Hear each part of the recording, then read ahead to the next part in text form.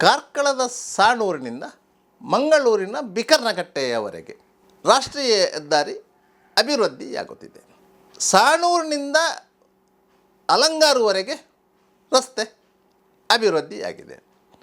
Over pass ಆಗಿದೆ, under pass ಆಗಿದೆ, ಎಲ್ಲವೂ ಆಗಿದೆ.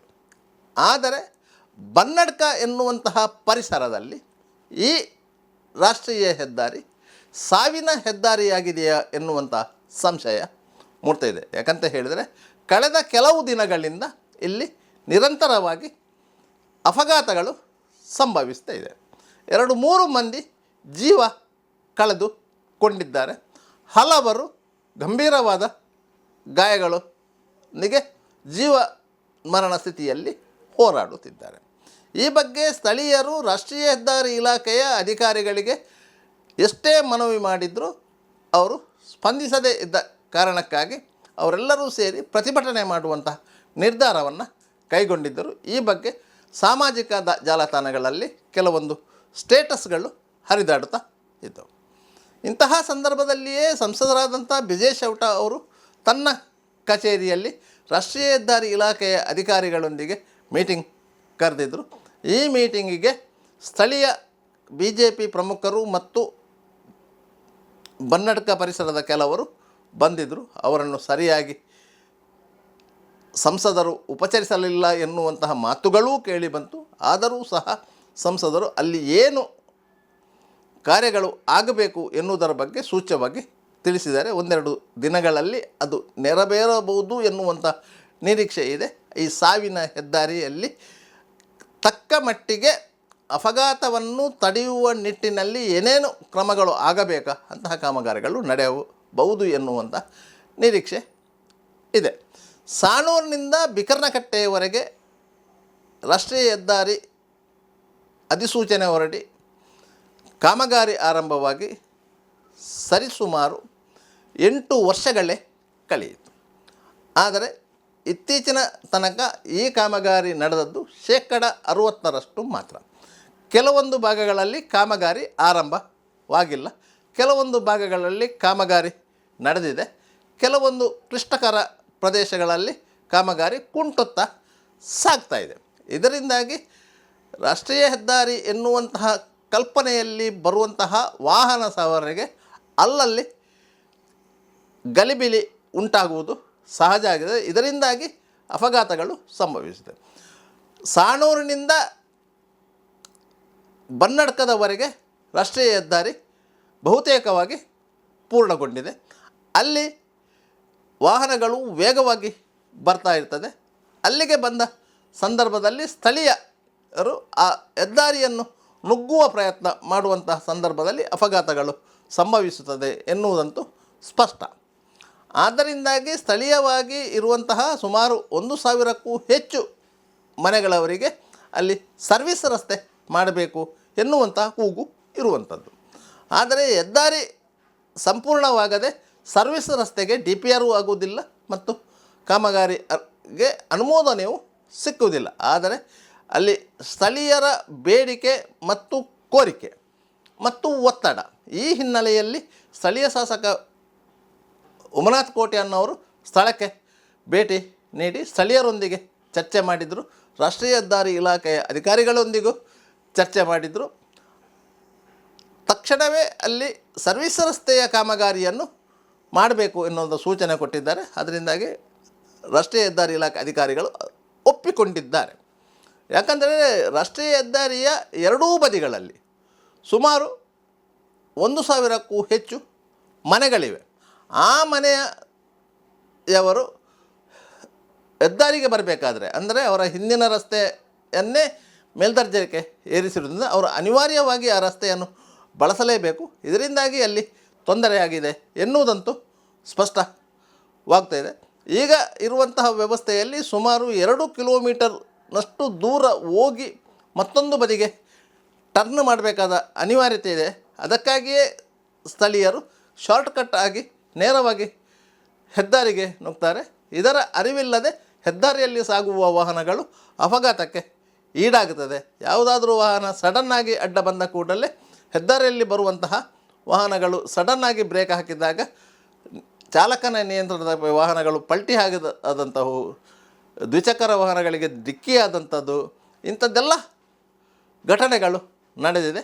ಆದರೆ ಈ ಬಗ್ಗೆ ಸ್ಥಳೀಯರು ಏನು ಹೇಳುತ್ತಾರೆ ಮತ್ತು ಸ್ಥಳೀಯ ಶಾಸಕ ಉಮನಾಥ ಕೋಟಿಯನ್ನವರು ಸ್ಥಳದಲ್ಲಿ ಏನು ಮಾತನಾಡಿದ್ದಾರೆ ಎಂಬುದನ್ನು ನೀವೇ ಕೇಳಿ. ಈಗಾಗಲೇ ಬನ್ನಡ್ಕದಲ್ಲಿ ಅಮ್ಮನೊಟ್ಟು ಕ್ರಾಸ್ ಮತ್ತು ಬನ್ನಡ್ಕ ಎರಡು ಕಡೆಗಳಲ್ಲಿ ದಿನನಿತ್ಯವಾಗಿ ಇಲ್ಲಿ ಅಪಘಾತಗಳಾಗ್ತದೆ, ರಸ್ತೆ ಅಪಘಾತಗಳಾಗ್ತದೆ. ಮುಖ್ಯ ಕಾರಣ ಅಂತೇಳಿದರೆ ಇಲ್ಲಿಯ ಸಾರ್ವಜನಿಕರು ಹೇಳುವಂಥದ್ದು ಸರ್ವಿಸ್ ರೋಡ್ ಇಲ್ಲದ ಕಾರಣ ಈ ಆಕ್ಸಿಡೆಂಟ್ಗಳಾಗ್ತಾ ಇದೆ ಅಂತೆ. ಸುಮಾರು ನನ್ನ ಲೆಕ್ಕದಲ್ಲಿ ಒಂದು ತಿಂಗಳಲ್ಲಿ 7-10 ಜನ ಈಗಾಗಲೇ ಇಲ್ಲಿ ಆಕ್ಸಿಡೆಂಟ್ ಆಗಿ ಅದರಲ್ಲಿ ಹೆಚ್ಚಿನವರು ಮರಣ ಹೊಂದಿದ್ದಾರೆ. ಅಂಥ ಸಂದರ್ಭದಲ್ಲಿ ಇವತ್ತು ನಾವು ಇಲ್ಲಿಗೆ ತಹಶೀಲ್ದಾರರು, ನಮ್ಮ ಮೂಡುಬಿದಿರೆ ತಾಲೂಕಿನ ದಂಡಾಧಿಕಾರಿಗಳು, ಪೊಲೀಸ್ ಇಲಾಖೆಯವರು, ಪಂಚಾಯತಿನ ಪಿ ಡಿ ಅವರು, ಹಾಗೆಯೇ ಸಾರ್ವಜನಿಕರು ಮತ್ತು ಹೈವೇಯ ಪಿ ಡಿ ಅನ್ನು ಇವತ್ತು ನಾವು ಇಲ್ಲಿ ಕರೆದಿದ್ದೇವೆ ಮತ್ತು ವಿವಿಧ ಅಧಿಕಾರಿಗಳು ಇಲ್ಲಿ ಬಂದಿದ್ದಾರೆ. ಪಿ ಡಿ ಅವರ ಪ್ರತಿನಿಧಿಯಾಗಿ ಒಬ್ಬರು ಬಂದಿದ್ದಾರೆ ಮತ್ತು ಅಧಿಕಾರಿಗಳು ಬಂದಿದ್ದಾರೆ. ಸಮಸ್ಯೆ ಏನು ಅಂತ ಕೇಳಿದರೆ ಆಕ್ಸಿಡೆಂಟ್ ಆಗೋದನ್ನು ತಪ್ಪಿಸುವುದು ಹೇಗೆ? ಪ್ರಪ್ರಥಮ ಅದಕ್ಕೆ ಆದ್ಯತೆ ಯಾವುದು ಅಂತ ಕೇಳಿದರೆ ಸರ್ವಿಸ್ ರೋಡ್. ಎರಡೂ ಬದಿಗಳಲ್ಲಿ ಸರ್ವಿಸ್ ರೋಡ್ಗಳನ್ನು ಮಾಡಬೇಕು. ಒಂದು 600 ಮೀಟರ್ ಸರ್ವಿಸ್ ರೋಡ್ಗಳನ್ನು ಮಾಡಿದಾಗ ಜನ ಮೇಯ್ನ್ ರೋಡಿಗೆ, ಮೇಯ್ನ್ ಹೈವೇಗೆ ಬರ್ತಾ ಇಲ್ಲ, ಕ್ರಾಸ್ ಮಾಡೋದಿಲ್ಲ. ಆದ್ದರಿಂದ ಸರ್ವಿಸ್ಗಳನ್ನು ಮಾಡಬೇಕು. ಆದಷ್ಟು ಬೇಗ ಅದು ಮಾಡಿದ ಮೇಲೆ ಉಳಿದ ಕೆಲಸ ಕಾರ್ಯಗಳನ್ನು ನೀವು ಪ್ರಾರಂಭಿಸಬೇಕು ಅಂತ ಅವರಿಗೆ ನಾವು ಸೂಚನೆಯನ್ನು ಕೊಟ್ಟಿದ್ದೇವೆ. ಅದಕ್ಕೆ ಅವರು ಒಪ್ಪಿದ್ದಾರೆ. ಈಗಾಗಲೇ ಅದಕ್ಕೆ ಅಪ್ರೂವಲ್ ಸಿಕ್ಕಲಿಲ್ಲ ಅಂತ ಹೇಳಿದ್ರೆ ಅಪ್ರೂವಲ್ ಮತ್ತೆ ನೀವು ತೆಕ್ಕೊಳ್ಳಿ. ಈಗ ಪ್ರಾರಂಭಿಕವಾಗಿ ಈ ಸರ್ವಿಸ್ ರೋಡ್ಗಳನ್ನು ಎರಡು ಮಾಡುವಂಥದ್ದಕ್ಕೆ ನೀವು ಮೊದಲ ಆದ್ಯತೆಯನ್ನು ಕೊಡಬೇಕು ಅಂತ ನಾವು ಕೇಳಿದ್ದೇವೆ. ಅದಕ್ಕೆ ಅವರು ಈಗಾಗಲೇ ಮೇಲಾಧಿಕಾರಿಗಳ ಜೊತೆ ಚರ್ಚಿಸಿ ಕೂಡಲೇ ಅದಕ್ಕೆ ಏನು ಅಂತ ನಾವು ಖಂಡಿತವಾಗಿ ಸ್ಪಂದನೆ ಕೊಡ್ತೇವೆ ಅಂತ ಹೇಳಿದ್ದಾರೆ. ಯಾಕೆಂತೇಳಿದರೆ ಆ ಮನೆಯಲ್ಲಿ ಯಾರು ಮರಣ ಹೊಂದಿದ್ದಾರೆ ಆ ಮನೆಯವರಿಗೆ ಗೊತ್ತು ಅವರ ಸಂಕಟ, ಅವರ ಕಷ್ಟ. ಬೆಳಿಗ್ಗೆ ಎದ್ದು ದುಡಿಲಿಕ್ಕೆ ಹೋಗುವಾಗ ವಾಪಸ್ ಅವರು ಮನೆಗೆ ಬರದಾಗ ಮನೆಯವರ ಕಷ್ಟ ನಮಗೆ ಅರ್ಥ ಆಗ್ತದೆ, ಬಾಕಿಯವರಿಗೆ ಅರ್ಥ ಆಗಲ್ಲ. ಆ ದೃಷ್ಟಿಯಲ್ಲಿ ಇದು ಯಾವುದೇ ಒಂದು ರಾಜಕೀಯ ಮಾಡುವಂಥ ಪ್ರಶ್ನೆ ಅಲ್ಲ. ಇಲ್ಲಿ ಜೀವನದ ಮತ್ತು ಮರಣದ ಬದುಕುವಂಥ ಒಂದು ಪ್ರಶ್ನೆ. ಆದ್ದರಿಂದ ಅವರಿಗೆ ಮನವರಿಕೆ ಮಾಡುವ ರೀತಿಯಲ್ಲಿ ನಾವು ಹೇಳಿದ್ದೇವೆ.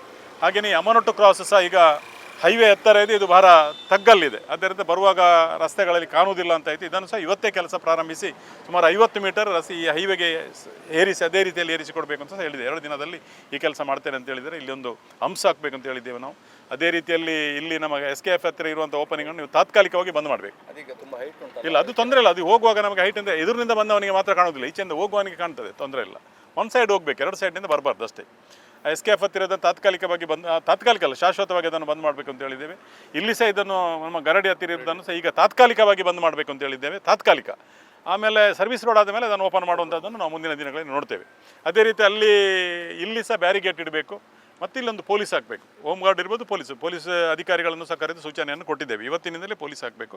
ಯಾರು ಬಲಬದಿಗೆ ತಿರುಗಿ ಹೋಗಬಾರ್ದು, ಎಡಬದಿಗೆ ತಿರುಗಿ ಅಲ್ಲಿ ನಾವು ಅಂಡರ್ ಪಾಸನ್ನು ಕ್ರಾಸ್ ಮಾಡಿ ಆಚೆ ಹೋಗಬೇಕು ಅಂತ ಹೇಳಿದ್ದೇವೆ. ಯಾಕೆಂತ ಹೇಳಿದರೆ ನಮ್ಮ ಬದುಕಿನ ಪ್ರಶ್ನೆ. ಒಂದು 5 ನಿಮಿಷ ಬೇಗ ಹೋಗ್ಬೋದು, ಬೇಗ ಹೋಗೋದಕ್ಕೆ ನಾವು ಬದುಕಬೇಕು. ಅದಕ್ಕಾಗಿ ನಮ್ಮ ಜೀವ, ಎಷ್ಟೋ ಜನ ನಮ್ಮ ಮನೆಯಲ್ಲಿ ನಮ್ಮನ್ನು ಕಾಯ್ತಾ ಇರ್ತಾರೆ. ಅದಕ್ಕಾಗಿ ಅದು ಉಳಿಬೇಕು, ನಮ್ಮ ಜೀವ ಉಳಿಬೇಕು. ಆದ್ದರಿಂದ ಒಂದು 2 ನಿಮಿಷ 3 ನಿಮಿಷ ತಡ ಆದರೂ ನಾವು ಎಲ್ಲಿ ಕ್ರಾಸ್ ಮಾಡಬೇಕು ಅಲ್ಲೇ ಕ್ರಾಸ್ ಮಾಡಬೇಕು ಅಂತ ಸಾರ್ವಜನಿಕರಿಗೂ ನಿಮ್ಮ ಮೂಲಕ ನಾನು ಹೇಳ್ತೇನೆ. ಇಲ್ಲೆಲ್ಲ ಸಾರ್ವಜನಿಕರಿಗೆ ನಿಮ್ಮ ಮೂಲಕ, ಮಾಧ್ಯಮದ ಮೂಲಕ ನಾನು ಹೇಳ್ತೇನೆ, ದಯವಿಟ್ಟು ರಸ್ತೆಯನ್ನು ಕ್ರಾಸ್ ಮಾಡಬೇಡಿ.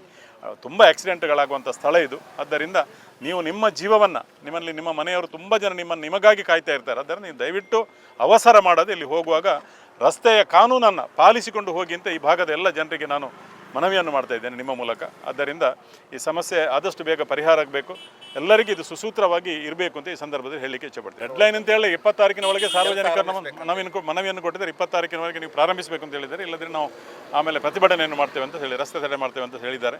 ಅದಕ್ಕೆ ಅವರಿಗೆ ಈಗಾಗಲೇ ಅಪ್ರೂವಲ್ ಬೇಕು. ಅಪ್ರೂವಲ್ ಮತ್ತೆ ತೆಕ್ಕೊಳ್ಳಿ ನೀವು. ಒಬ್ಬ ಪಿ ಡಿಗೆ ಅಧಿಕಾರ ಇದೆ. ಪಿ ಡಿ ಅವರು ಇವತ್ತು ಬರಬೇಕು ಅಂತ ನಾನು ಸೂಚನೆ ಕೊಟ್ಟಿದ್ದೇನೆ. ಪಿ ಡಿ ಅವರ ಜನ ಕಳಿಸಿದ್ದಾರೆ. ಆದರೆ ಅವರಿಗೆ ಅಧಿಕಾರ ಇದೆ. ಅಪ್ರೂವಲ್ ಮತ್ತೆ ತೆಕ್ಕೊಳ್ಳಿ, ಈ ಕೆಲಸವನ್ನು ತುರ್ತಾಗಿ ಮಾಡಬೇಕು ಅಂತ ಈಗಾಗಲೇ ಸೂಚನೆಯನ್ನು ಕೊಟ್ಟಿದ್ದೇನೆ. ನನ್ನ ಹೆಸರು ಸೂರಜ್ ಜೈನ್ ಮಾರ್ನಾಡ್, ಇಲ್ಲೇ ಸ್ಥಳೀಯವ. ನಾವೆಲ್ಲರೂ ಕೂಡ ಕಳೆದ 4-5 ದಿವಸಗಳಿಂದ ಗಮನಿಸ್ತಾ ಇದ್ದೇವೆ. ಕಳೆದ 3 ದಿವಸದಲ್ಲಿ 4 ಆಕ್ಸಿಡೆಂಟ್ಗಳನ್ನು ಬನ್ನಡ್ಕ ರಾಷ್ಟ್ರೀಯ ಹೆದ್ದಾರಿಯ ಎರಡೂ ಬದಿಗಳಲ್ಲಿ ಆಗ್ತಾ ಇದೆ. ಹೆದ್ದಾರಿಯನ್ನು ಚೆನ್ನಾಗಿ ನಿರ್ಮಿಸಿಕೊಟ್ಟಿದ್ದಾರೆ, ಇಲ್ಲ ಅಂತ ಹೇಳೋದಿಲ್ಲ. ಆದರೆ ಇಲ್ಲಿ ಸೂಚನಾ ಫಲಕಗಳಿಲ್ಲ. ಸಡನ್ ಆಗಿ ಡಿವೈಡರ್ಗಳನ್ನು ಕ್ಲೋಸ್ ಮಾಡ್ತಾರೆ, ಒಂದು ಸತಿ ಓಪನ್ ಮಾಡ್ತಾರೆ. ಜನರಿಗೆ ಯಾವ ರೀತಿ ಹೋಗಬೇಕು ಅನ್ನೋರಿಗೆ ಕನ್ಫ್ಯೂಷನ್. ಅದೇ ರೀತಿಯಲ್ಲಿ ಎರಡೂ ಬದಿಯಲ್ಲೂ ಕೂಡ ಸರ್ವಿಸ್ ರೋಡ್ ಇಲ್ಲ. ಪ್ರಮುಖವಾಗಿ ಇವತ್ತು ಸರ್ವಿಸ್ ರಸ್ತೆ ಇಲ್ಲ. ಕಾರ್ಕಳದಿಂದ ಮಂಗಳೂರು ತನಕ ಹೋಗೋ ಎಲ್ಲ ಕಡೆಗಳಲ್ಲಿ ಸರ್ವಿಸ್ ರಸ್ತೆ ಇದೆ, ಇಲ್ಲಿ ಮಾತ್ರ ಸರ್ವಿಸ್ ರಸ್ತೆ ಇಲ್ಲ. ಎರಡೂ ಬದಿಯಲ್ಲಿ ಸರಿಸುಮಾರು 1,000ಕ್ಕೂ ಹೆಚ್ಚು ಜನ ವಾಸಿಸ್ತಾ ಇದ್ದಾರೆ. ಆ ಕಡೆಯಿಂದ ಈ ಕಡೆ ಬರಲಿಕ್ಕೆ 2-2.5 ಕಿಲೋಮೀಟರ್ ದೂರ ಹೋಗಬೇಕು ನಮಗೆ, ಸರ್ವಿಸ್ ರಸ್ತೆ ಇಲ್ಲದ ಕಾರಣ. ಹಾಗಾಗಿ ಈ ಎಲ್ಲ ಘಟನೆಗಳನ್ನು, ನಮ್ಮ ಊರಿನ ಜನರ ಪ್ರಾಣ ಹೋಗ್ತಿರೋದನ್ನು ನಮ್ಮ ಕಣ್ಣಾರೆ ನೋಡ್ತಾ ಇದ್ದೇವೆ. ಹಾಗಾಗಿ ನಾವೆಲ್ಲರೂ ಎಚ್ಚೆತ್ಕೊಂಡು ಒಂದು ಸರ್ವಿಸ್ ರಸ್ತೆಯನ್ನು ನಿರ್ಮಾಣ ಮಾಡಬೇಕು ಅನ್ನೋ ವಿನಂತಿಯನ್ನು ಇವತ್ತು ಮಾನ್ಯ ಶಾಸಕರು, ಹೈವೇ ಇಲಾಖೆ ಹೆದ್ದಾರಿಯ ಅಧಿಕಾರಿಗಳು, ಪೊಲೀಸರು ಸೇರಿದಂತೆ ಎಲ್ಲ ಪ್ರಮುಖರ ಮುಂದೆ ಪ್ರಸ್ತಾಪವನ್ನು ಇಟ್ಟಿದ್ದೇವೆ. ಈಗಾಗಲೇ 2023ರಲ್ಲಿ ಕೊಟ್ಟಿದ್ದೇವೆ, ಅದು ಇನ್ನೂ ಅಪ್ರೂವ್ ಆಗಿಲ್ಲ ಅಂತ ಹೇಳ್ತಾ ಇದ್ದಾರೆ. 2023ರಿಂದ ನಿನ್ನೆಯ ತನಕ ಸರಿಸುಮಾರು 20 ಆಕ್ಸಿಡೆಂಟ್ಗಳಾಗಿದೆ. 8 ಜನ ಈ ಅಪಘಾತದಲ್ಲಿ ಮರಣ ಹೊಂದಿದ್ದಾರೆ. ಜನರ ಪ್ರಾಣ ಹೋಗ್ತಾ ಇದೆ. ಇವರು ಇನ್ನೂ ಅಪ್ರೂವಲ್ ಆಗಿಲ್ಲ, ಸ್ಯಾಂಕ್ಷನ್ ಆಗಿಲ್ಲ ಅನ್ನೋ ರೀತಿಯಲ್ಲಿ ಡಿಲೇ ಮಾಡುವಂಥ ಕೆಲಸವನ್ನು ಮಾಡ್ತಾ ಇದ್ದಾರೆ. ನಾನು ಸರ್ಕಾರಕ್ಕೆ ಸ್ಥಳೀಯರ ಪರವಾಗಿ ವಿನಂತಿಯನ್ನು ಮಾಡ್ಕೊಳ್ತೇನೆ, ಜನರ ಪ್ರಾಣವನ್ನು ಉಳಿಸ್ಕೊಡ್ಬೇಕು, ಇಲ್ಲದಿದ್ರೆ ಇನ್ನಷ್ಟು ಅಪಘಾತ ಆಗೋದನ್ನು ತಡಿಬೇಕು ಅನ್ನುವಂಥ ವಿನಂತಿಯನ್ನು ಮಾಡ್ತೇನೆ. ಈಗೇನಾದರೂ ಈಗ 1 ವಾರದ ಗಡುವನ್ನು ಕೊಟ್ಟಿದ್ದೇವೆ. 20ನೇ ತಾರೀಕಿನ ಒಳಗಡೆ ಸರ್ವಿಸ್ ರಸ್ತೆ ಕೆಲಸವನ್ನು ಪ್ರಾರಂಭ ಮಾಡದೇ ಇದ್ದರೆ ರಾಷ್ಟ್ರೀಯ ಹೆದ್ದಾರಿಯನ್ನು ತಡೆಯುವಂಥ ಕೆಲಸವನ್ನು ಈ ಭಾಗದ ಜನರು ನಾವೆಲ್ಲರೂ ಒಟ್ಟಾಗಿ ಸೇರಿ ಮಾಡ್ತೇವೆ ಅನ್ನುವಂಥ ವಿನಂತಿಯನ್ನು ಮಾಡ್ತಾರೆ. ಶಾಸಕರ ಮುಖಾಂತರ ಕಳೆದ ಬಾರಿ 2023ರಲ್ಲಿ ಲೆಟ್ರನ್ನು ಸಂಸದರಿಗೆ ಕೊಟ್ಟಿತ್ತು. ಸಂಸದರು ಅದನ್ನು ಹೆದ್ದಾರಿ ಇಲಾಖೆಗೆ ಕಳಿಸ್ಕೊಟ್ಟಿದ್ರು. ಭಾಳ ಬೇಸರದ ಸಂಗತಿ ಏನು ಅಂತ ಕೇಳಿದರೆ ಅದು ರಿಜೆಕ್ಟ್ ಆಗಿದೆ ಅನ್ನೋ ಮಾತನ್ನು ಇವತ್ತು ಹೆದ್ದಾರಿ ಇಲಾಖೆ ಅಧಿಕಾರಿಗಳು ತಿಳಿಸ್ತಾ ಇದ್ದಾರೆ. ನಾನು ಹೇಳ್ತಾ ಇರುವಂಥದ್ದು, ಜನರ ಪ್ರಾಣ ಹೋಗ್ತಾ ಇದೆ, 2 ಕಡೆಗಳಲ್ಲಿ ಸರ್ವಿಸ್ ರಸ್ತೆ ಮಾಡಲಿಕ್ಕೆ ಸಾಧ್ಯ ಇಲ್ಲ ಅನ್ನೋ ಮಾತನ್ನು ಹೆದ್ದಾರಿ ಇಲಾಖೆಗೆ ಅಧಿಕಾರಿಗಳು ತಿಳಿಸ್ತಾ ಇದ್ದಾರೆ ಅಂತ ಹೇಳ್ತಾ ಇದ್ದಾರೆ. ಇದು ಯಾವ ರೀತಿ ಅನ್ನೋದು ನಮಗೆ ಅರ್ಥ ಆಗ್ತಿಲ್ಲ. ಜನರ ಪ್ರಾಣ ಮುಖ್ಯನಾ ಅಥವಾ ಇಲಾಖೆಯ ಅಧಿಕಾರಿಗಳ ಮಾತು ಮುಖ್ಯನಾ ಅನ್ನೋದಂಥದ್ದು.